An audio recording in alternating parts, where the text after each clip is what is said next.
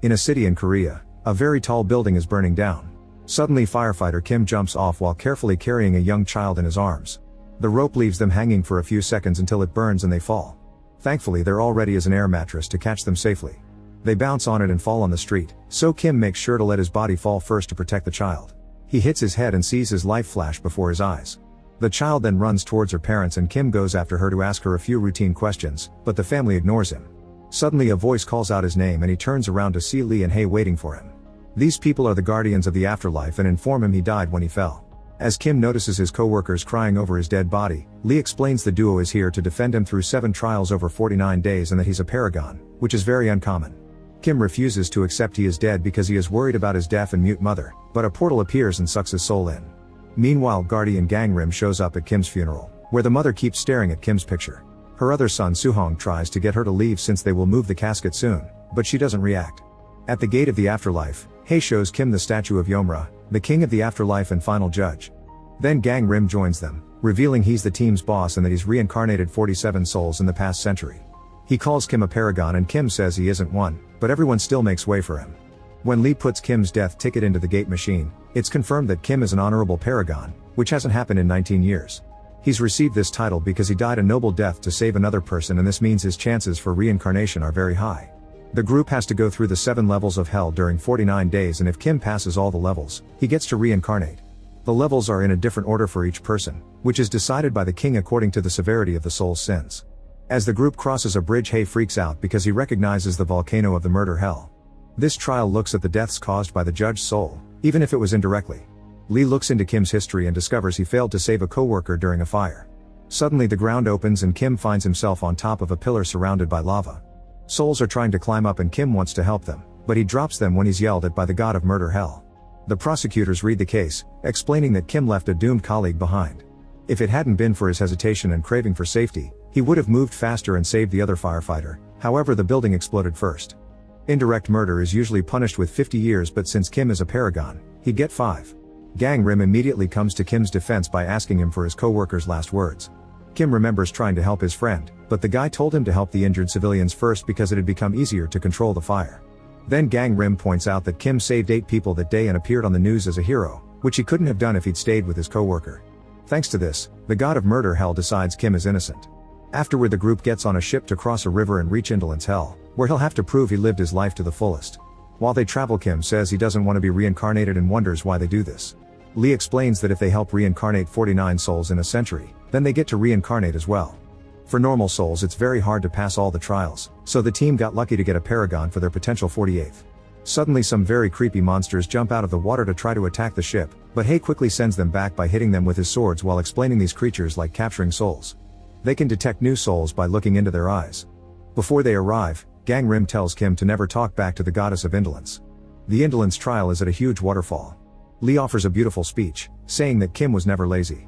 Kim's life plays on the waterfall, showing all kinds of shenanigans like having to deal with a beehive, rescuing animals during a flood, and saving a cat on the edge of a building although he fell in the process. The goddess is impressed and asks what inspired him to help so many people, so Kim ruins the moment by saying it was for money. With great disappointment, the goddess activates a mechanism that will push Kim down the waterfall where souls are eaten by the river monsters or crushed by huge pillars on an island. Hae and Gangrim jump in the water to hold the platform while Gangrim adds more details about Kim's life. He was extremely poor so he also had to do lots of part-time jobs on his days off, like delivering vegetables and cleaning. Kim never had a day off in his entire adult life because he needed the money to pay for the treatments needed by his sick mother and his brother's law school. Understanding that Kim was never selfish, the goddess finds Kim not guilty. Next the group has to cross the Blade Forest to reach Deceit Hell, which judges the lies the soul said in his life. The leaves are made of blades so they aren't supposed to touch anything, but Gangrim suddenly pushes Kim against a tree and the blade branches immediately capture him. Kim yells in pain as the blades cut him while Gangrim scolds him for talking back to the goddess, which he told him not to do. Then Hae uses his swords to free Kim while also asking him to behave. He reveals that if things go extremely well, Kim may appear in the dream of a loved one to say goodbye before being reincarnated. The idea of seeing his mother again makes Kim take this more seriously. Since Kim is a paragon, the group gets to do the last part of the journey on a boat that crosses the forest at great speed. The guardians notice vengeful ghouls on the trees and ask him if he has other relatives besides his mom.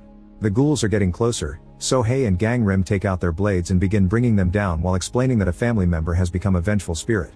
Gangrim cuts off a monster's head, which lands on the boat before another ghoul jumps in. As they fight it off, Gang Rim falls into the water and has to hold on to the edge of the boat to stay with his team. Hei manages to kill all the ghouls that attack next, giving Gang Rim time to climb back on the boat. Then Hei throws a blade at the ghoul that almost captures Kim before hitting the side of the mountain, accusing an avalanche that blocks the stream behind them. Many ghouls get crushed and the others can't follow them anymore. Now Hei can conclude that either Kim's brother or his mother has died with a grudge and they're roaming the living world. When they reach land, Kim gets blindfolded.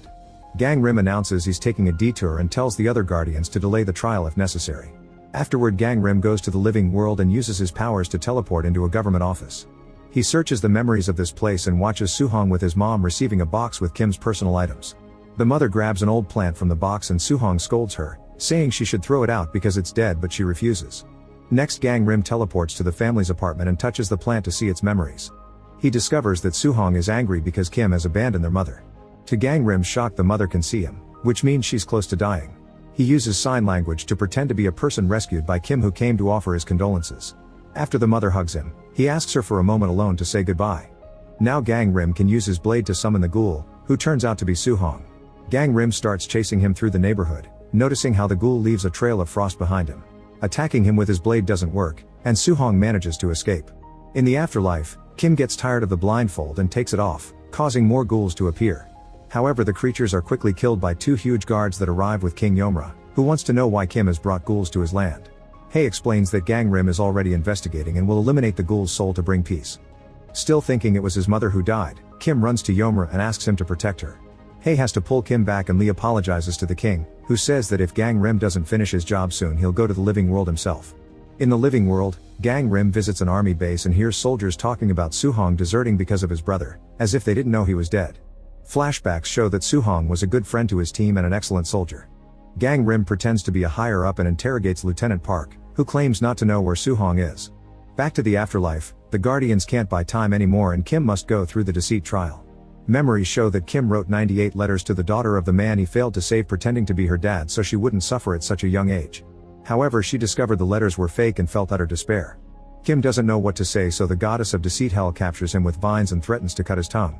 Hei telepathically asks his boss for help, so Gang Rim tells Park that he knows Suhong is dead before leaving the office. Then he links his mind to Lee's to speak through her and explain that Kim also wrote fake letters to his mother, pretending he had a great life with a wife and kid instead of being a low worker every day of the week. He did this so his mother wouldn't give up fighting her illness, and it worked because now she lives a normal life. The letters also encouraged the girl to stay strong during her grief and helped her move on because she felt someone was watching over her. The goddess realizes Kim is a paragon, who usually passed through her hell without a trial, but today the prosecutors lied. She announces Kim is innocent and the group leaves. On their way out, Kim explains that he's desperate to see his mother to tell her about the rice cooker he bought as a surprise and didn't get to give her. It's very important because her bad memory has caused her to burn dozens of pots, yet she never stopped cooking for their sons. Lee knows that he hid a letter inside the cooker, but this one had the truth. At that moment, a portal opens and Gang Rim appears to tell Kim that both his mother and brother are fine. After Kim walks away, Gang Rim tells the Guardians the truth and promises to take care of it. Afterward, Gang Rim visits another military base to find the right memory. He watches how new Soldier 1 doesn't handle his rifle well and accidentally shoots Suhong, who tells him to call Park for help and not let anyone else find out. By the time Park arrives, Suhong is already dead, so Park takes the killing bullet before announcing they'll bury the body and clean up to hide what happened. Watching the body twitch causes Gang Rim to remember his past as a warrior and seeing his father die in the battlefield. When he returns to town, Gang Rim watches the soldiers tell Suhong's mother that her son is missing, which makes him remember his own mother crying over his father's body. In the afterlife, the group is crossing the very cold injustice hell, which judges those who are unjust. Kim was always an eager helper, so he gets to pass without trial. However, because of the ghoul effects, suddenly the icebergs start crumbling behind them and the trio has to run to get in the cable car. It shakes a few seconds, but they manage to escape. During the trip, Lee tells Kim that the souls in the ice are cold-hearted people who didn't help those in need. She also reveals that Guardians don't have memories from their time alive unless they're high-ranked like Gang Rim. While they chat about memories, Hei accidentally tells Kim that his brother died. When Gang Rim begins digging out Suhong's body, the car shakes again and a cable breaks. Lee almost falls off, but Hei catches her just in time, only for him to start slipping out too.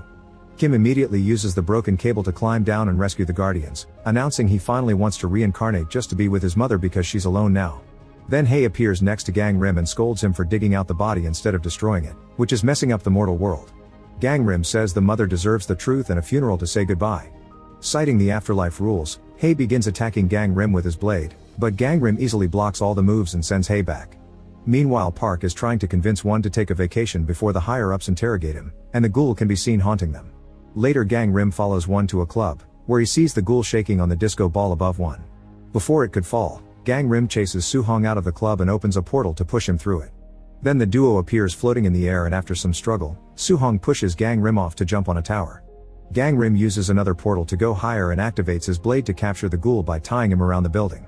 When Gang Rim mentions the grudge, Su-hong reveals he isn't angry at his brother, he's angry because he was buried alive. Gang Rim remembers how his own father had been alive too but died under a pile of bodies. Then Su-hong messes with the tower's electricity and causes the whole city to lose power. Meanwhile, one visits Park saying he wants to confess, but Park forbids it because it would cost him his position. In the afterlife, the group is crossing the heavenly passage on their way to betrayal hell. Here, souls that betrayed faith are locked in mirrors and get destroyed. The betrayal goddess only forgives the beautiful kind of betrayal, like a selfless or righteous one, which means a righteous man like Kim gets a free pass on this level too. When they reach an open field, Gang Rim comes back and explains Su-hong had forgotten about his brother because Kim didn't visit his family again after finishing high school, he only sent them the money. While Kim begs Gang Rim not to destroy his brother's soul, one leaves a map for Kim's mother with the location of the body. The group eventually makes it to the entrance of the violence hell, known as the vacuum sinkhole. Its depth depends on the soul's crimes. Since Kim is a paragon, this shouldn't be too deep, so Hei pushes him in before the guardians follow him. In the living world, Gang Rim finds one in the middle of self-deleting.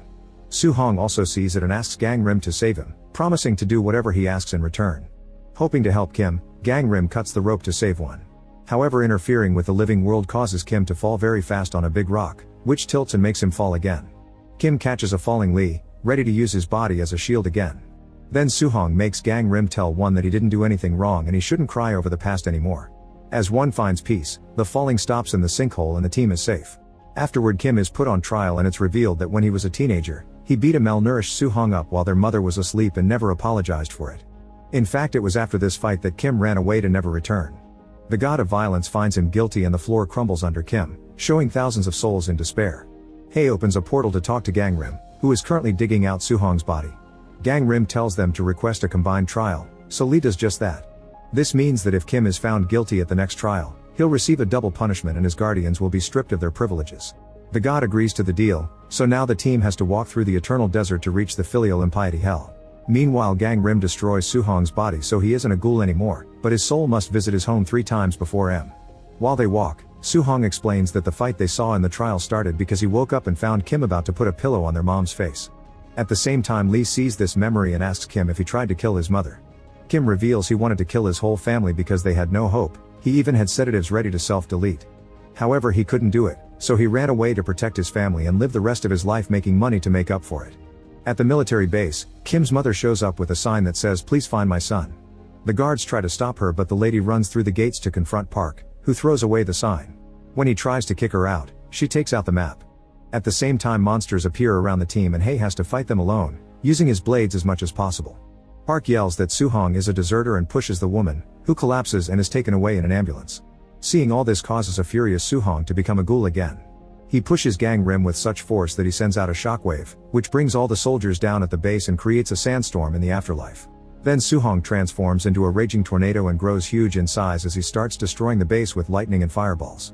Gang Rim teleports all over the area to save every single soldier except for Park, who runs to reach a truck. He tries to drive off, but the tornado picks the truck up. Su-hong hits it to destroy it. Park falls off, so Gang Rim jumps to catch him, only to be pushed off by the incoming truck. Lightning strikes Park and knocks him out so Su-hong can capture him. A desperate Gang Rim calls for Hei, who suddenly appears and jumps into the middle of the tornado to rescue Park. In the afterlife, Kim pushes Lee aside because he's starting to sink into quicksand. When Su-hong is about to attack Gang Rim and Park, he hears Lee's desperate cries through Hei's portal and freezes when he sees his brother fully sinking. This distraction allows Gang Rim to hit Su-hong with his blade, transforming him back into a normal soul. Back to the desert, rock structures emerge from the ground and Kim is safely released from the quicksand. The death god is also King Yomra, who immediately pronounces Kim guilty of trying to kill his mom.